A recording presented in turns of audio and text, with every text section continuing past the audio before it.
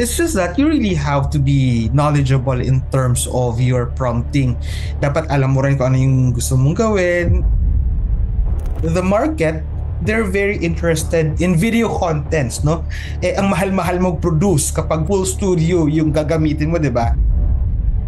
Kasi it's good, no, na you explore every now and then yung new platforms or new tools, pero don't waste your time going for the shiny, shimmering, splendid always. Baka maubos yung oras mo kaka-explore, di ba? May rabbit hole. Instead na spend mo yung oras mo sa pagpapalago ng negosyo mo, ay nako, naaliw ka sa AI.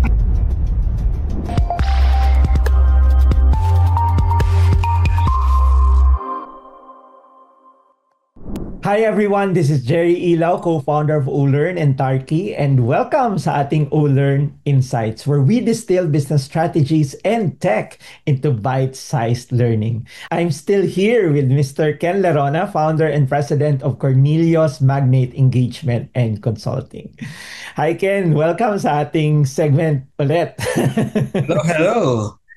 Ayun. So, in the first segment, no, we talk about Ken's journey on helping corporates do their marketing into consulting with MSMEs and businesses in the countryside. And then afterwards, we talk about the different, kumbaga, benefits ng AI for SMEs. And in this segment, we'll talk about Ken's 5 must-have AI tools for every Filipino SME. So, stay tuned para pag-usapan natin itong 5 must-have AI tools na nire-recommend ni Ken. Sige Ken, so ano yung mga top recommended tools that you want to share with ating MSMEs? Sure, hindi endorsement to ha, but but Yeah. I to share kasi these are the tools that I'm also using for my own business, no. I'm very big on using large language model Mm. tools like ChatGPT. In fact, ChatGPT is my go-to when it comes to even brainstorming ha, or challenging me in my thoughts and my ideas or designing programs for my clients. I also Mm. use ChatGPT kasi napakadali niyang gamitin, napaka-user-friendly when it comes to content development. So many of my workshops, many of the programs that I do, no, I use ChatGPT kasi ChatGPT also has a lot of functions like yung web search, yung deep research, no. So kung gusto ko ng PhD level na pagre-research, ChatGPT really can help me with that. And it's just that you really have to be knowledgeable in terms of your prompting. Dapat alam mo rin kung ano yung gusto mong gawin, ano yung mga pagfa-fact check, no? So para mas accurate yung each churn ng machine for you or yung ilalabas ng machine for you. And also dapat alam mo rin kung saan patutungo yung content na gusto mong gawin kasi hindi pwedeng hayaan parang magpa-prompt ka lang, create an advertising campaign for me pero wala kang parameter. So hindi rin yun malalaman ng AI kung hindi mo set ng tama yung parameters mo. Kunyari, sino yung audience mo, ano yung limitations, ano yung boundaries wherein ito lang yung information na dapat contained, and even the voice, the tone, the persona, and the likes, dapat you're on top of that para yung output ng platform, LLM platform, kagaya ng ChatGPT and other tools, no, kontrolado mo siya.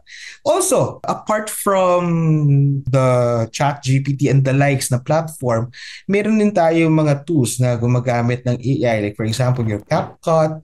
No, CapCut is very good for editing your videos and creating your short form contents. Ito yung mga IG stories mo, di ba? Or yung mga Facebook reels mo. Kasi the market, they're very interested in video contents, no? Ang mahal-mahal mag-produce kapag full studio yung gagamitin mo, di ba? Right now, you have a high quality mobile phone camera and you can edit your videos using CapCut and use AI tools of CapCut, no, para to edit it professionally, no. You can, dati para kailangan mo ng training program talaga na mahaba-haba para to do it professionally. Now with tools like CapCut, you can edit your videos very well. You can produce good materials out of it, no. Another go-to tool ko, as in, thank God for whoever created Canva, kasi ito yung pinaka lifesaver ko. No, diba?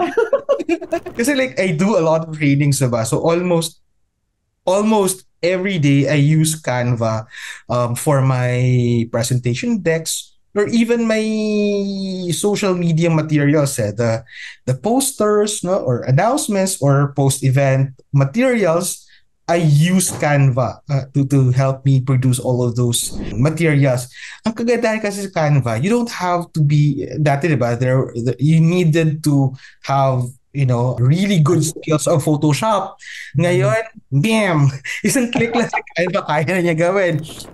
I-remove mo ba yung background? Kaya ni Canva yun. Yung mga images dati na ang hirap-hirap maghanap, nandun na sa Canva. So, I mean, with Canva and yung mga karugtong niya ng mga applications. Like, meron siyang feature na favorite ko rin, yung enhanced image. Di ba, minsan low-res yung nakukuha mong image.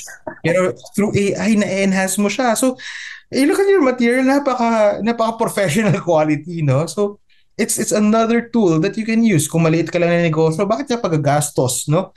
When you can just, drag and drop to click and edit and so on for your marketing materials. Ang kagandahan pa nito, has a Magic Studio that is, that is employing AI, wherein yung creative suite mo integrated na siya within the platform ni Canva. It is actually designed to streamline you and enhance yung process mo, especially for larger teams kung may marami kang katrabaho, ganyan, no? It's easier for you to collaborate using Canva. Ako, like for example, if I work with clients or I work with different suppliers, I just create the sheet on Canva, share the link to everyone, and we collaborate on the same sheet. So unlike before, dapat dito ka, or dapat magkakasama tayo. Ay nako, kahit nasa Mindanao or nasa Visayas or nasa Luzon yung katrabaho mo, it's easier to work with Canva, no? Also, of course, si Lightroom ni Photoshop for your images, nandyan din, no?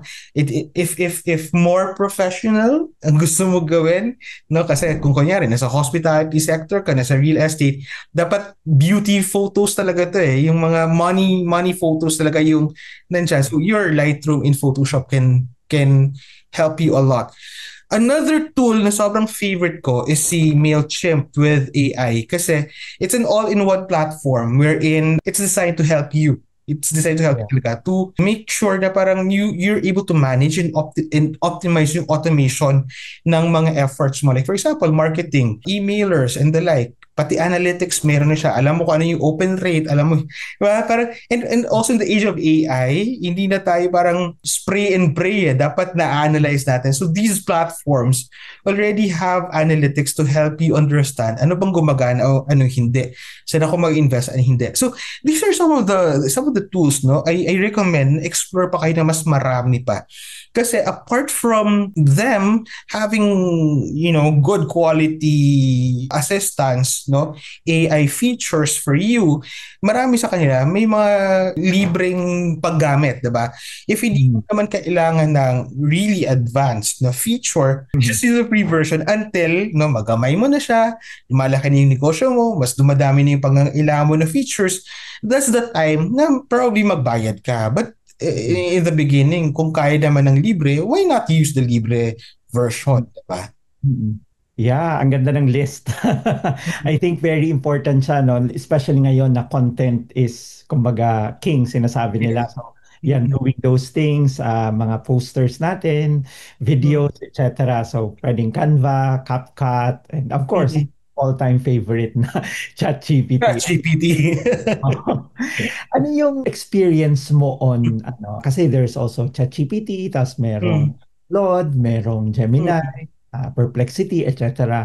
Ano yung parang experience mo with each one of them? Do you explore other LLM pa, or solve ka na talaga sa ChatGPT? Hindi, kasi like for example, iba-iba yung capability, strengths and weaknesses ng bawat platform. To me, pahiyang yan eh. Kasi it's good, no, na you explore every now and then new platforms or new tools, pero don't waste your time going for the shining, shimmering, splendid always. As mga negosyante tayo, alam natin na sayang yung oras natin. Kasi yung oras, may akibat na pera yan eh, diba? kung kaya naman siya na isang tool, no, na nagde-deliver sa iyo, then stick with that tool until hindi na niya kaya yung kailangan mong ipagawa sa kanya, di ba? But thankfully, all of these tools that we're talking about, they're already also improving their versions regularly, no? Kung hindi talaga siya kaya, then test a few others, but you don't have to do everything all together at the same time. Kasi baka maubos yung oras mo kaka-explore, di ba? Maging rabbit hole. Instead na spend mo yung oras mo sa pagpapalago ng negosyo mo, ay nako, naaliw ka sa AI.